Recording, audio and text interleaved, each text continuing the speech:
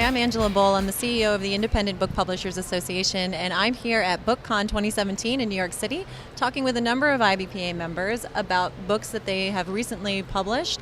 Today I'm joined by one of our fabulous members named Steve Peha. Hi, Steve. Hi, Angela. Thank you for your time today. It's really welcome. Wonderful to be here. No, this is exciting because you have a really great book that I think everyone needs to know about. I'm excited to talk about it. This book was published by Teaching That Makes Sense. That's the publishing company. Mm-hmm. And it's actually not just you, it's also you and your wife, Margot. Yes, it is. She is the professional writer in the family. She's the working journalist. I'm more of the writing teacher, so I do the writing workshops and work with kids and teachers in school. Got it. And she pops in every 1,000 words with a little thing we call Miss Margot Says, and then sometimes she disagrees with her husband, and sometimes she amplifies what I do with a professional perspective.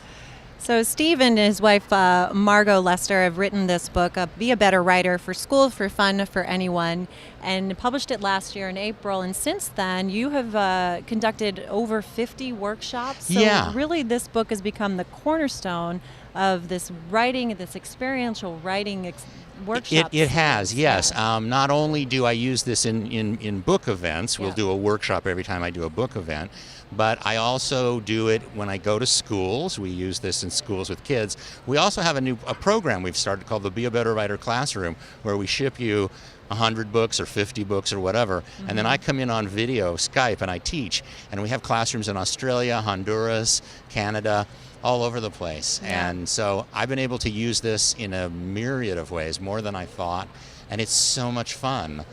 And really practical, which I want to get into in a little bit, just the practical nature of this book. There's a lot of writing books out there. This, I think, does fill a void in the market. But just going back a little bit to the workshops that you teach, one of the fun things you found was that this is for all ages. So you thought you wrote a YA, nonfiction YA book, but what you found out was? What we found out was that if I'm in a bookstore and I've got 50 people, 40 of them will be over 40 years of age. Yeah.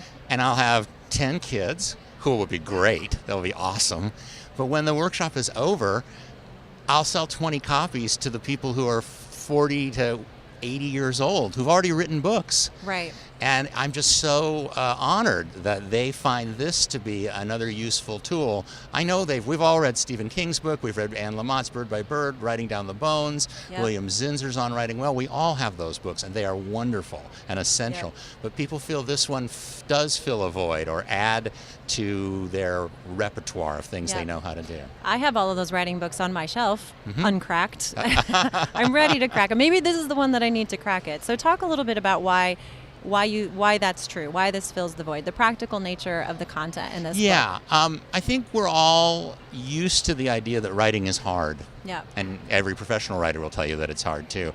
I spent about 2 years teaching in schools, and I really came to the conclusion that the reason writing is hard is because no one actually shows us how to do it. You know the old show, don't tell? Right. Well, you really have to actually take that to heart when you teach writing. I think good people have told us what good writing is and so forth, but this book really shows you how to write a good beginning, exactly how to choose the topic that works for you. There's a whole chapter in there on how to write a novel, and when you're done, you will have the entire proposal, the characters, the plot, the setting, everything will be completely worked out that you could send to a publisher. I'm sure we're going to be able to, on the screen, bring up some examples of that, practical tips. It would be wonderful to see those. It makes me wonder whether you believe in writer's block. You know, I absolutely do. I think it's a real thing. What I've worked toward is providing a specific set of techniques. I think there are 7 or 8 of them in the book, so that if you feel like you're going to have it, you can just go to a technique I call chaining, where you write one sentence and then you take a word out of that sentence, you write the next sentence, take a word out of that sentence, you write the next sentence. 5 sentences in, you've got a paragraph that absolutely hangs together automatically. And that's just one of many things. So I do believe that writer's block is a real problem, but I don't think you have to have it. If you have 6 or 8 concrete techniques for dealing with it. And that's the example of what this the practical nature of this book, the void that it fills. So you are going to experience some stops and starts, I think, you know, and this is going to help with the starts. It's going to give you an example of how to get to the start. You have a website for this book. I love it. It's super short. It's babw.me, beabetterwriter.me. And you'll have a series of books out, I think, if this is the first. Yes, we actually have 4 more titles coming out in the next year or so, I hope.